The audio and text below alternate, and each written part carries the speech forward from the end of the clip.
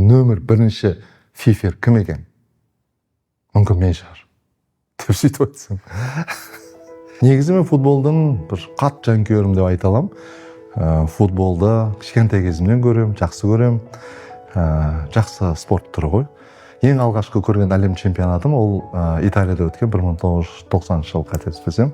Ол кезде финалда Германия мен Аргентина ойнады. Диего Марадона ол кезде чемпион. 86 жылы Мексикада чемпион болған. Жалпы енді содан бері барлық чемпионаттарға бір қарап отырасың ғой. Коста-Рикада не болып жатыр, Бельгияда не болып жатыр. Бүкіл футбол маған жай Реал Мадрид пен Барселонаның ойыны емес. Маған деген Брюггетті ойымдаймын деген сияқты ғой. Совет одағы кезінде Динамо Киев дейді, Спартак, Қайрат барлық ойындары маған әлі күнге дейін анализ ретінде зерттейтінмін. Жалпы енді өзімде қатты бір ойнағым келген, футболшы болам деп армандаған, бірақ енді барлық армандар орындала бермейді. Баскетболист болып кеттік. Бірақ Алматыға 96 жылы студент болып түскен кезде ең бірінші осы Алматыда мысалы біреулер театрға барады, немесе медеуге барады. Мен ең бірінші Алматыға келген кезде орталық стадионға барғам. Сол орталық стадионда жай жанында жүрсем деген өзі фотоапарат та жоқ қой. Сондықтан да маған осы Алматыдағы орталық стадион өте жылы.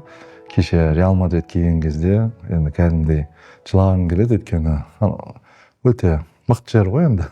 Неге мен жасап жатырмын, неге финалда мен ойнаймын? Жалпы қызық болсын деп жатырмыз. Әрине финалға шыққан мен ойнайтын ойыншы, енді бәрін ұтқан ойыншы мені ұтып кетеді ғой. Қанша мықты маман нелер бар, ойыншылар бар. Бірақ енді олар мықты ойнайды деп, мен қазір бір айдай уақыт бар, мен бапкермен дайындалайын деп жатырмын, қызық болсын деп. Мүмкін ұтылмайтын шығармын, кім біледі, дұрыстап дайындалсам. Мен өзімнен былай далада футбол ойнамағаннан кейін FIFA ойнағым келеді. Өзім жанындағы КВНщиктер болсын, достарым болсын, барлығы FIFA ойнайды. Біз енді офиста уақытымыз бос болса, FIFA-ға біз уақыт табамыз. Күніне 2 сағат бөлетін шығармыз. Өте көп ойнаймыз. Пандемия кезінде мені шақырды, осында чемпионатқа қатысасыз ба деп. Мен шын айтсам, онда чемпионаттарға қатысамын деген ой болған жоқ, бірақ ұтылып қалсам да бір жақсы процесс болды, қызық қой. Одан кейін бір идея болған, осындай үлкен жоба жасап, осы киберспортты, жастарды қолдайық, осындай көбік жасайық деген ойлар достарымыз арасында талқыланатын. Айтады ғой, жақсы идея болса, қолдайтындар да көбейеді. Осы Аласу компаниясы да біз көлік қояйық деді. Сосын біз алғашқы видео шығардық, Reels. Қателеспесем 43 мың бар репост болған. Жалпы елімізде осы киберспортпен айналысатын жастар көп. Сол жастардың арасында мереке көп болу керек деп ойлаймын. Өмірімізде позитивті энергия көп болу керек. Жалпы мысалы мен Дубай бір жерге барасыздар ғой, мысалы туристер баратын қалаға барған кезде сол қалалардың бір энергиясы, вайбы сезіліп тұрады. Аэропорттан түстің, бірден бір оларда бір 7 күндік бір отпуск басталып кетеді да.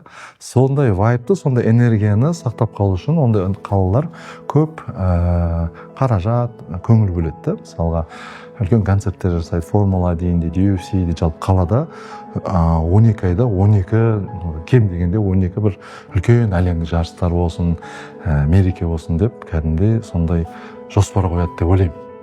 Сонда бізде Қазақстанда да жастардың арасында, үлкендердің арасында, оқушылардың арасында көптеген жаңағы коллаборация болу үшін, бір-бірімен араласу үшін, жаңағы дұрыс энергия табу үшін осындай мерекелерді жасап тұрған дұрыс деп санаймын. Ойлаңызшы, мысалы Атырау жақтан бір әке баласымен пойызбен келе жатыр.